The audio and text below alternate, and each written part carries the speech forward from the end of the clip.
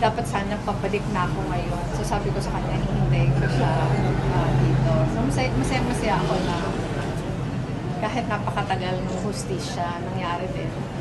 Alam natin na mahabang panahon yung isinakripisyo. Maraming nawala na hindi na mababalik.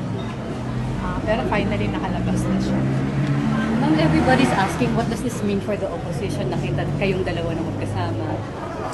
Wala kami pinag-usapan na politika. Wala kami pinag-usapan na politika. Actually, halos lahat personal.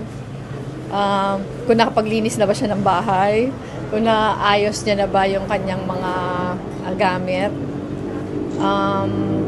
ano yung mga gagawin in the next few days. Talagang lahat personal. Halimbawa ngayon, kailangan niya pumunta sa dentista, kailangan niyang mag-renew ng kanyang mga IDs.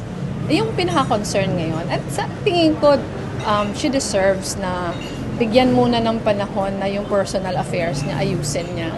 Bago pa man isipin yung mga next steps for the opposition or next steps for the party, mahabang panahon yung ika-catch up niya para sa sarili niya. So siguro sa kanila lang kami mag-uusap kung ano yung halaga nito para sa mga kasamahan. Thank you. Thank you. Salamat. Nakakain ba?